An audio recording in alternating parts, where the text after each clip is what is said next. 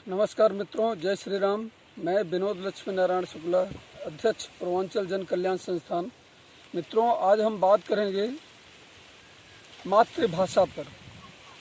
मातृभाषा और राष्ट्रभाषा। मित्रों, राष्ट्रभाषा जो कि पूरे राष्ट्र को समझ में आए और एक दूसरे से बात कर सके, जिसमें कि प्रांत बाधक न बने जिस भाषा में, उसे राष्ट्रभाषा कहते हैं। मित्रों, राष्ट्रभाषा हमारे यहाँ हिंदी है और मातृभाषा जो कि हमारे हर प्रांतों में अलग अलग सबकी भाषाएं हैं मित्रों, उनको मातृभाषा कहते हैं।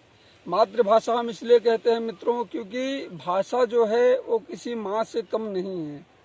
आदमी के पालन पोषण हर जगह आजीवन अगर कोई साथ देता है तो वो भाषा से ही हम एक दूसरे से बात कर पाते हैं, एक दूसरे की मनोवृत्ति को समझ पाते हैं और भाषा बहुत कुछ बिना बोले भी कह जाती है, इसलिए हम उसे मातृभाषा कहते हैं।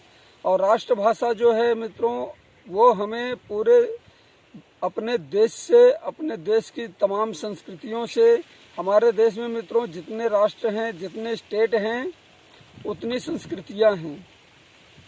हमें अपने देश के जितनी भी संस्कृतियां हैं उनसे हमें परिचित कराती हैं। हम एक दूसरे को समझ पाते हैं कि इस प्रांत में क्या है, इस प्रांत में क्या है, हर चीज़। क्योंकि भारत विविधताओं का देश है, यहाँ हर जगह तमाम विविधता भरी हुई है, इसलिए हमें एक दूसरे को जानने समझने के लिए एक भाषा की ज़रूरत होती है, जिसे हम राष्ट्रभाषा कहते हैं मित्रों, और वो है हमारे यहाँ की राष्ट्रभाषा हिंदी। ऐसा कहा जाता है मित्रों, और मैंने कई जगह इसके बोर्ड भी लगे देखे हैं कि देश की आशा हिंदी भाषा। मतलब देश की जो आशा है, जो उम्मीद है, वो हिंदी भाषा पर है। लेकिन अफसोस मित्रों, हिंदी आज बहुत ही उपेक्षित है।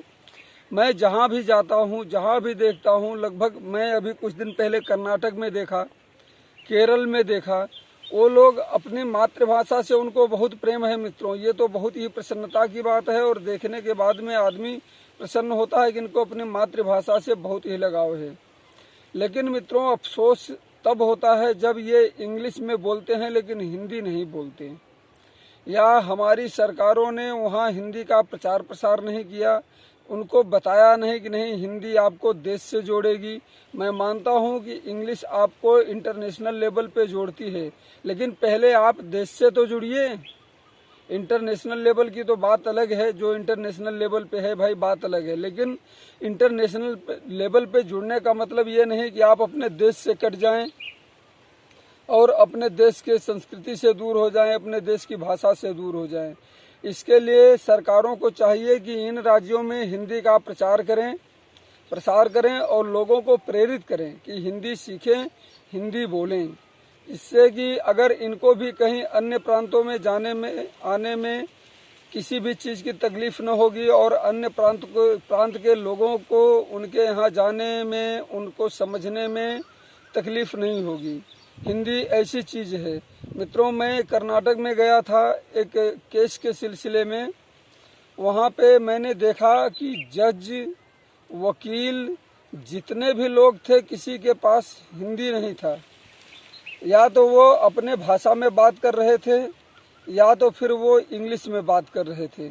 बहुत मुसीबत का सामना करना पड़ता है मित्रों जब कोई अपनी भाषा में बात करे।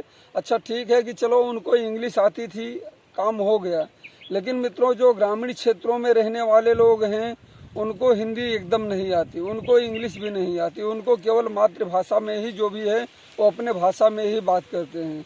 अगर उन लोगों को कभी संयोग से कहीं बाहर जाना पड़ा या बाहर के किसी भी आदमी को ग्रामीण एरिया में जाना पड़ा, मित्रों मैं अक्सर जाता आता रहता हूँ ग्रामीण क्षेत्रों में, क्योंकि मैं देखता हूँ कि कहाँ क्या है, ये मेरी आदत है कि मैं घूमते रहता हूँ। तो मैं जाता हूँ तो ग्रामीण क्षेत्रों में देखता हूँ, लोगों से मिलता हूँ, भले ही उनकी भाषा न समझे या वो हमारी न समझे, लेकिन फिर भी हम एक दूसरे के एहसास को महसूस करते हैं और इससे हम समझ लेते हैं कि सामने वाला क्या बोल रहा है और सामने वाले को हम समझा लेते हैं कि हम क्या बोलना चाहते हैं।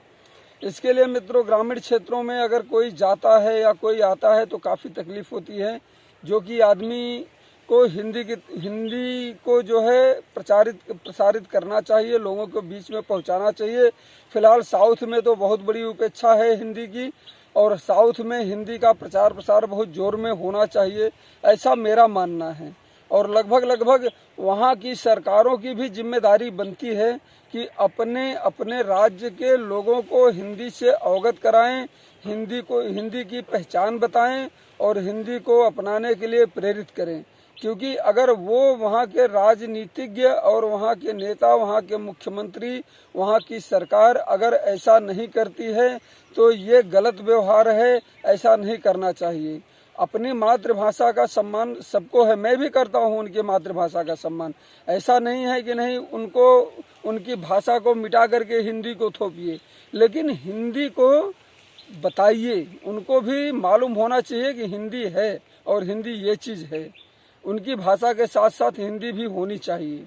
जैसे कि हम लोगों के साथ में इंग्लिश होता है, संस्कृत होता है, चूँकि क्या हमारे यहाँ सब संस्कृत समझते ही नहीं हैं, लेकिन संस्कृत पढ़ते हैं तो थोड़ा बहुत जरूर समझते हैं। तो वैसे ही उनको हिंदी के बारे में बताना चाहिए, कम से कम समझाना चाहिए कि भाई ये हिंदी है, ये हमारे राष्ट्र की भाषा है, इसको भी सीखो, इसका भी सम्मान करो, ये आपके काम आ सकता है। क्योंकि आने वाला समय मित्रों, जिस तरह से ग्लोबलाइजेशन हो रहा है दुनिया का, पूरा भारत बहुत दूरी में नहीं रहेगा, एकदम से एक दूसरे के करीब आ जाएंगे लोग। और लोगों के बीच की जब दूरियां मिटती है तो किलोमीटर का कोई मायने नहीं रह जाता। इसलिए जब हम एक दूसरे से मिलना चालू करेंगे, एक दूसरे के से व्यवहार चालू करेंगे, व्यापार चालू करेंगे, उस समय हमें इन तकलीफ़ों से गुजरना होगा जो कि आज की सरकारें ध्यान नहीं दे रही हैं। इसलिए इन सरकारों को चाहिए कि हिंदी को वहाँ पे प्रसारित करे और हिंदी को वहाँ पे ऊंचा स्थान मिले। और दूसरी बात मित्रों, हमारे यहाँ आज भी हाई कोर्ट में, सुप्रीम कोर्ट में इंग्लिश को ही स्थान मिला हुआ है। अंग्रेज जा कर के 73 साल हो गए, लेकिन उनकी भाषा ने हमें आज भी गुलाम बना करके रखा है। और उसकी गुलामी से आज़ादी के लिए आज तक कोई प्रयत्न नहीं हो रहा है, न तो राजनीतिक स्तर पे हो रहा है, न तो सामाजिक स्तर पे हो रहा है। मित्रों, ऐसा होना चाहिए, विरोध होना चाहिए कि हमारी भाषा हिंदी है तो हमारे कोर्ट में या हमारे सब जगह जहाँ भी सरकारी संस्थान हैं जितने, हर जगह हिंदी में काम हो, हिंदी में बात हो, हिंदी को वरीयता मिले।